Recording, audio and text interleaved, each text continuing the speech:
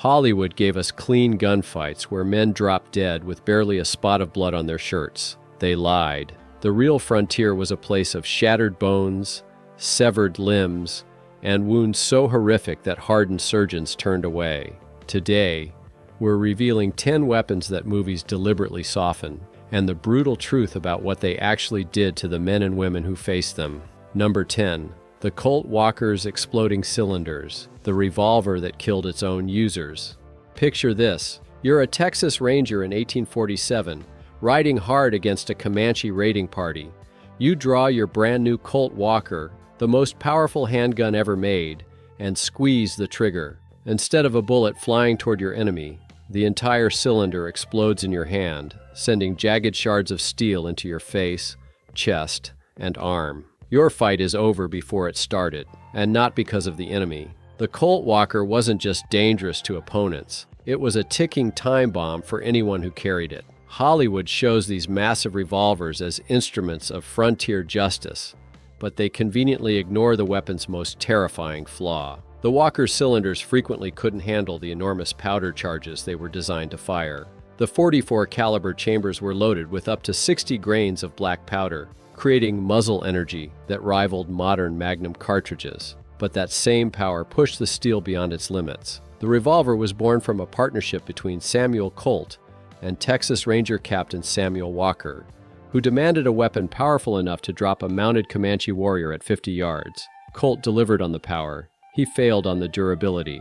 The cylinder walls were simply too thin to contain those massive charges shot after shot. Heat buildup weakened the metal. Microscopic cracks spread with each firing, and then, without warning, the whole thing let go. Samuel Colt himself knew about the problem. After reports flooded in from the field about catastrophic failures, he quietly redesigned the cylinder walls for later models. But for the men who carried the original Walkers, that fix came too late.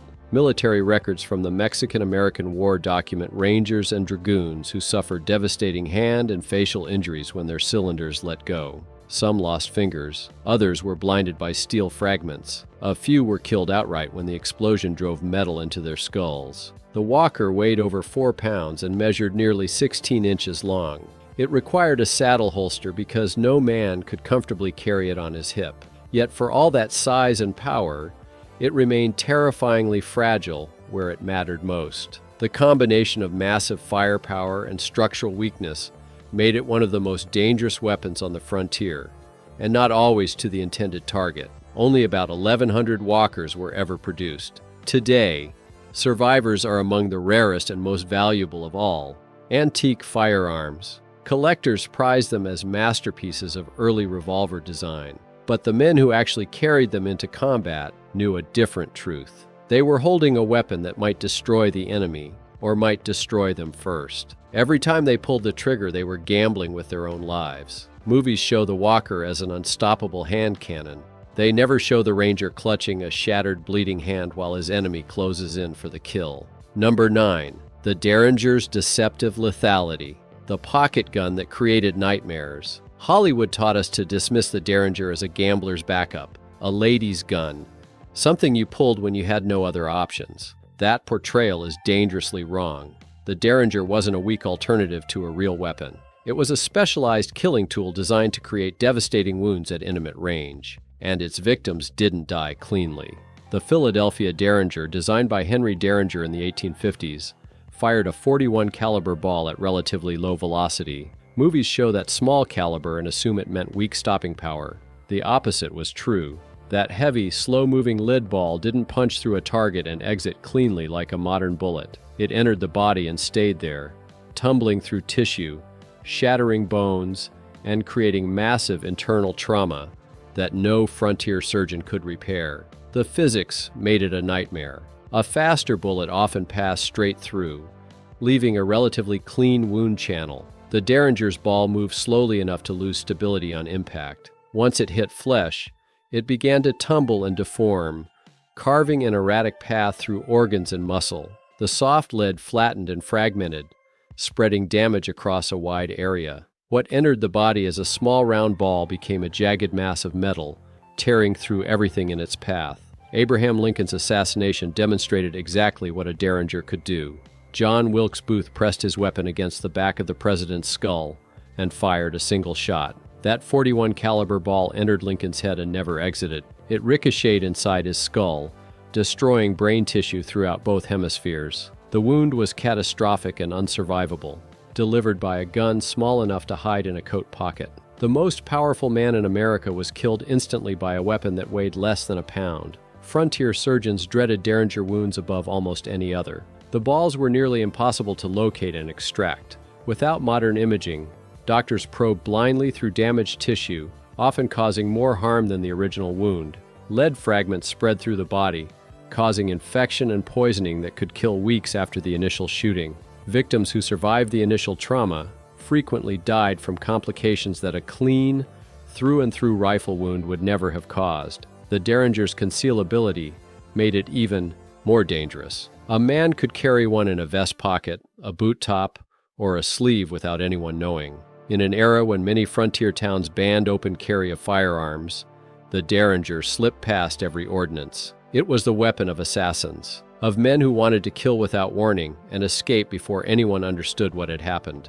Gamblers and saloon workers who carried these pocket pistols understood their true nature. A Derringer wasn't for gunfights. It was for ending someone's life at arm's length, pressing the barrel against their chest or temple, and delivering a wound that no surgeon could repair. That's why they were so feared in the cramped, volatile spaces of frontier saloons. A gun that looked like a toy could create wounds that would haunt a doctor's nightmares. Number 8. The Bowie knife's gut-ripping design.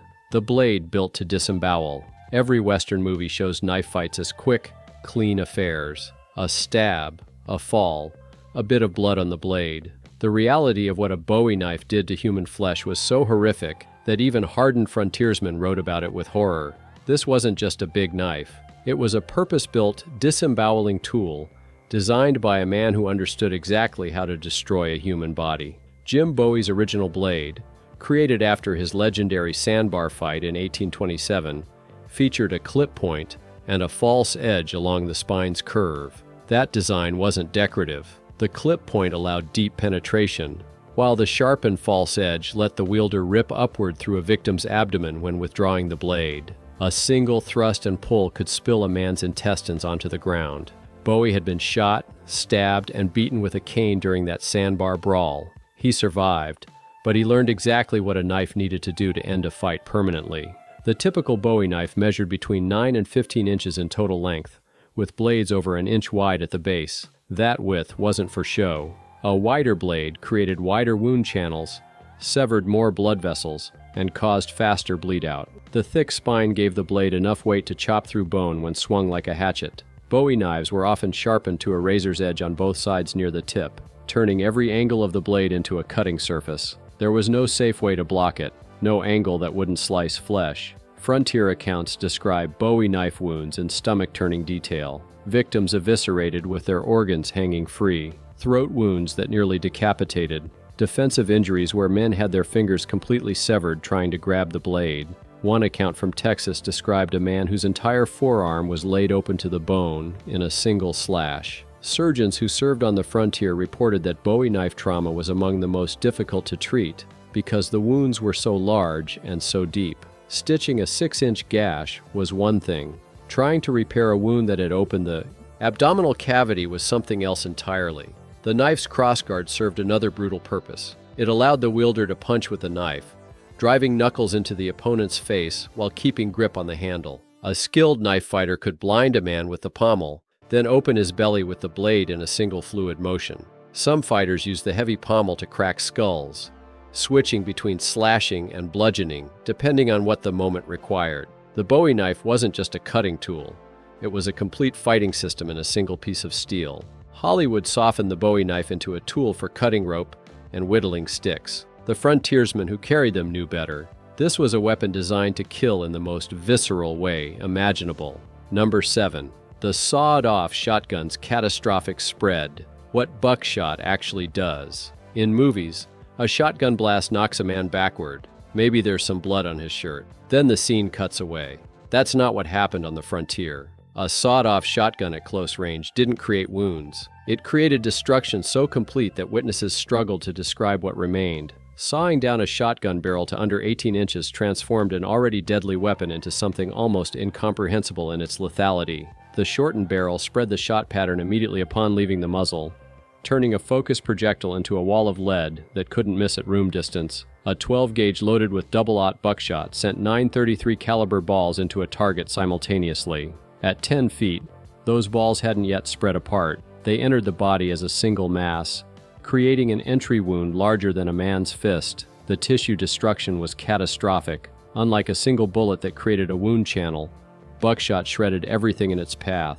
Organs were pulped. Bones were not just broken but pulverized into fragments. The hydraulic shock of that much lead, displacing that much tissue, at once caused damage far beyond the direct impact zone. Men shot in the chest with sawed-off shotguns frequently had their spines destroyed by the shockwave alone. Stagecoach guards and lawmen who carried these weapons understood their true purpose. A sawed-off wasn't meant to wound or disable. It was meant to end a threat so completely that there was nothing left to fight. The psychological impact was almost as powerful as the physical. Outlaws knew what they were facing when they saw that shortened barrel. Many surrendered rather than risk what came next. Wells Fargo guards became synonymous with the sawed-off shotgun for good reason. In the cramped confines of a stagecoach under attack, there was no more devastating weapon. One blast could neutralize multiple attackers. The reload was slow, but it rarely mattered. If you needed a second shot, you were probably already dead. Number 6. Black powder chain fires. When all 6 chambers explode at once. Here's something movies never show. A cowboy draws his Colt, pulls a trigger, and all 6 chambers detonate simultaneously, turning his revolver into a hand grenade. It was called a chain fire, and it was one of the most terrifying risks of carrying a cap-and-ball revolver. Every man who holstered one of these weapons knew it could happen to him. Chain fires occurred when flame from the fired chamber jumped to adjacent chambers, igniting their powder charges all at once. The causes varied. Loose-fitting balls that allowed flame to creep past, improperly seated percussion caps that let spark escape, even gaps between cylinder and barrel that vented hot gas sideways. Once the chain started, there was no stopping it. In a fraction of a second, a reliable sidearm became an explosive device gripped in the shooter's own hand. The results were devastating. 6 simultaneous explosions could rupture the cylinder, sending steel fragments in every direction. Even when the cylinder held, multiple balls fired at once with no barrel to guide them. Some went forward, some went sideways. Some went into the shooter's hand, arm, or face. Survivors described the sensation as having their weapon simply come apart while they were holding it. One moment they were aiming at a target. The next they were staring at a mangled hand with the revolver in pieces on the ground. The injuries defied easy treatment. Steel shards embedded in flesh. Lead balls lodged in forearms and shoulders. Powder burns across faces and chests. Frontier surgeons dealt with chain fire victims who had flash burns, fragment wounds, and ballistic trauma all at once. Some men lost fingers, others lost entire hands. A few lost their lives when fragments reached their throats or skulls. And unlike a wound from an enemy's gun, there was no one to blame but bad luck and bad equipment. Experienced frontiersmen took elaborate precautions. They sealed each chamber's mouth with grease or tallow to prevent flame transfer. They used precisely sized balls that fit tight against the chamber walls. They inspected their percussion caps obsessively to ensure proper seating. Some men loaded only 5 chambers, leaving one empty under the hammer as a safety measure. But even with all these measures, chain fires still happened. A bit of dust contamination, a cap knocked loose during riding, a ball that shrank slightly in cold weather, any of these could turn a reliable weapon into a bomb. The cap and ball era lasted roughly from the 1830s through the 1870s. Throughout those decades, frontier newspapers regularly reported accidents from chain fires, men maimed while practicing their draw, hunters who lost hands while shooting game. The conversion to metallic cartridges in the 1870s largely eliminated the risk, but for 2 generations of frontiersmen, their own sidearm remained one of the most dangerous things they carried. Hollywood never shows that reality. Drawing your gun meant trusting it wouldn't destroy you before the enemy had a chance. Number 5. The Sharps rifle's bone-shattering impact. What .50 caliber does to flesh. Movies show the Sharps rifle dropping buffalo at long range with clean, precise shots. What they never show is what happened when that massive .50 caliber slug hit a human being. The Sharps wasn't just powerful. It created wounds so devastating that military surgeons classified them as unsurvivable before they even examined the patient. The Sharps Big 50 fired a bullet weighing over 600 grains, propelled by up to 100 grains of black powder. For comparison, a modern military rifle fires a bullet weighing around 60 grains. The Sharps delivered 10 times that mass into its target. That kind of energy didn't create wound channels. It created cavities. When a .50 caliber Sharps round hit a human limb, the limb was gone. Not wounded, not broken, gone. The massive bullet carried so much momentum that it didn't just penetrate tissue, it destroyed it through hydraulic shock. Flesh and bone exploded outward from the impact point. Men hit in the arm or leg had the limb effectively amputated by the bullet itself. Surgeons simply cleaned up what the Sharps had already removed. Body shots were worse. A Sharps round to the torso created an entry wound the size of a thumb and an exit wound the size of a dinner plate. Everything in between was pulped. Lungs, liver, intestines. None of it survived contact with that much lead moving that fast. The lucky victims died instantly. The unlucky ones lived long enough to understand what had happened to them. Buffalo hunters on the plains witnessed this devastation daily. They watched 2,000-pound bison collapse as if struck by lightning, their hearts and lungs destroyed by a single shot from hundreds of yards away. These same hunters understood perfectly what their rifles would do to a human being. The Sharps wasn't just a hunting tool. It was an instrument of absolute destruction that turned men into casualties before they even heard the shot that killed them. Number 4. The bullwhip as a killing tool. The weapon movies made a joke. Hollywood turned the bullwhip into a prop for swinging across chasms and disarming villains with a flick of the wrist. On the real frontier, a bullwhip was a terrifying weapon that could blind, deafen, scar for life, or kill outright. The men who mastered them were feared as much as any gunfighter. A frontier bullwhip measured between 8 and 12 feet in length, braided from kangaroo hide or cowhide into a precisely tapered design. That taper was the key to its lethality. Energy transferred down the whip's length accelerated as the diameter decreased until the tip, called the cracker, broke the sound barrier. That's what created the distinctive crack, a tiny piece of leather moving faster than a bullet. The physics were simple, but devastating. What started as an arm motion became a supersonic strike by the time it reached the target. At supersonic speeds, even a light strike created devastating injury. Bullwhip impacts routinely removed eyes, tore ears from heads, and stripped flesh down to bone. A direct hit to the throat could crush the windpipe. A wrap around the neck could strangle. A strike to the temple could kill. Skilled users could strike with pinpoint accuracy, targeting the face, hands, or groin with sadistic precision. They could wrap the cracker around a wrist and rip the skin clean off, or flick it across someone's eyes and blind them permanently. The wounds were unlike anything else on the frontier. A bullet punched a hole. A knife made a cut. A bullwhip stripped. It peeled flesh away in ribbons, leaving wounds that looked like someone had dragged a rasp across bare skin. The injuries bled profusely and were almost impossible to stitch because the tissue was so torn and ragged. Infection was nearly guaranteed. Scars lasted forever. Teamsters and cattle drivers carried bullwhips as part of their trade, but everyone understood their potential as weapons. In fights, a whip gave its wielder significant reach advantage over a knife and could engage before a pistol was drawn. A man with a 12-foot bullwhip controlled a 24-foot circle around himself. Anyone who stepped inside that circle was going to bleed. The psychological impact was enormous. The crack of a bullwhip was unmistakable, and anyone who'd seen the wounds one could create knew exactly what they were facing.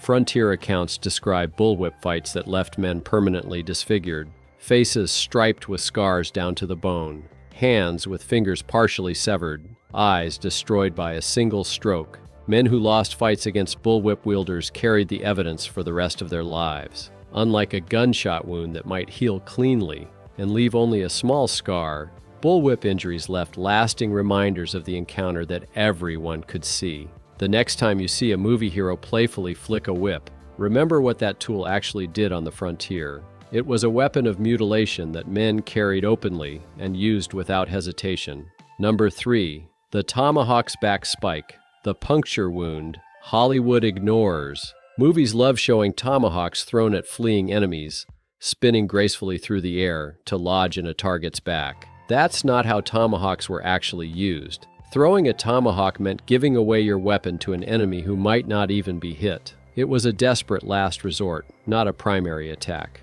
Real tomahawks were close combat weapons, wielded in hand-to-hand fighting so brutal that even battle-hardened soldiers described it with horror. And the most devastating part of the tomahawk was the one movies never show: the spike on the back of the head. A frontier tomahawk wasn't just a small axe. It was a dual-purpose weapon with a cutting blade on one side and a pointed spike on the other. That spike served a specific, terrifying purpose. While the blade could be stopped by bone, the spike punched through. Skulls, ribs, collarbones. The spike penetrated where the blade would only cut. It was designed to reach the brain, the heart, the lungs, places the blade couldn't go. In close combat, tomahawk fighters switched between blade and spike depending on the target. A blade strike to the arm could disable. A spike strike to the skull could kill instantly. The spike also served as a hooking tool, catching behind an opponent's neck or knee to drag them down. Once a man was on the ground, the fight was over. Combined with a knife in the other hand, a tomahawk fighter became a whirlwind of cutting edges and puncture points. They struck from multiple angles simultaneously, overwhelming opponents who were trained to face one weapon at a time. Military accounts from the French and Indian War through the 1870s describe tomahawk wounds in grim detail: spike punctures to the head that penetrated to the brain, blade wounds that split skulls in half, defensive injuries where men had their arms nearly severed trying to block strikes. Soldiers reported seeing men with tomahawk spikes buried so deep in their skulls that the weapons couldn't be removed. The combination of chopping and piercing damage made tomahawk trauma some of the most complex injuries frontier surgeons faced. They weren't treating a cut or a puncture. They were treating both at once, often in the same wound. The tomahawk wasn't just a Native American weapon. Frontiersmen, soldiers, and scouts all carried them throughout the 18th and 19th centuries. Its effectiveness in close combat was undeniable. A man with a tomahawk and knife could face a man with a saber and win through sheer ferocity and the weapon's versatility. The saber had reach, but it could only cut. The tomahawk could cut, puncture, hook, and bludgeon with the flat of the blade. It was an entire arsenal, compressed into a weapon that weighed less than 2 pounds. Hollywood softened the tomahawk into a throwing weapon because showing its actual use would be too disturbing for audiences. The real tool was wielded hand to hand, spike and blade working together to create wounds that haunted everyone who witnessed them. Number 2. The LeMat revolver's 20-gauge surprise, point-blank shotgun devastation. We talked earlier about what sawed-off shotguns could do. Now imagine that destructive power hidden inside what looks like a normal revolver.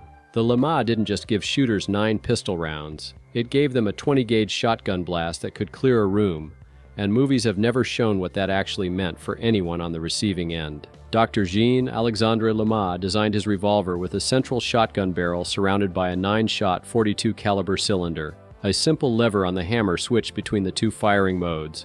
For 8 shots, you had a capable revolver.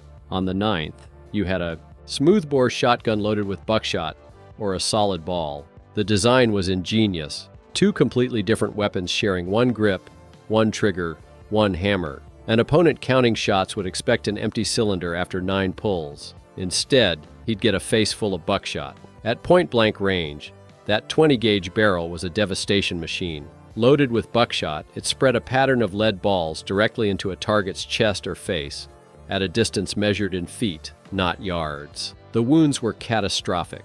Multiple projectiles entering simultaneously, each creating its own wound channel, together shredding tissue across a wide area. Men hit by the LeMat shotgun barrel at close range were effectively destroyed. There was no treating that kind of trauma. There was only confirming the death. The 20-gauge wasn't as powerful as a 12-gauge coach gun, but it didn't need to be. This wasn't a weapon for distance shooting or hunting. It was designed for the moment when everything went wrong, when multiple enemies closed in, when the revolver rounds weren't stopping the threat, when you needed to end a fight immediately and completely.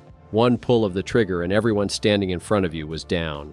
Confederate cavalry officers prized the LeMat specifically for this capability. In the chaos of mounted combat, the ability to switch from aimed revolver fire to devastating shotgun blast gave them an edge that no other sidearm could match. Against multiple opponents at close range, the shotgun barrel could neutralize threats that 9 pistol rounds might only wound. Officers purchased them with their own money, understanding that the LeMat's versatility could mean the difference between riding away from a skirmish or being dragged from the saddle. Wild Bill Hickok reportedly carried a LeMat during some of his law enforcement work, appreciating its ability to handle unpredictable situations. In a cramped saloon or alley, facing multiple adversaries, the shotgun option provided a reset button. One trigger pull, one wall of lead, one fight finished. For a lawman who never knew what he'd face walking through a door, that kind of insurance was invaluable. Movies show the LeMat as a novelty weapon, focusing on its unusual appearance rather than its actual lethality.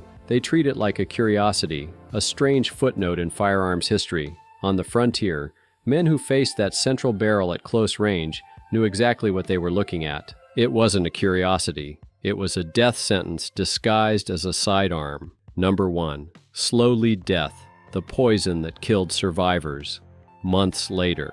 Here's the truth Hollywood has never told. Many men who survived frontier gunfights died anyway, killed slowly by the very bullets that didn't kill them outright. Lead poisoning from retained bullets was one of the most insidious dangers of the Old West, and it turned survivors into dead men walking. Every bullet fired on the frontier was made of lead, pure, soft, toxic lead.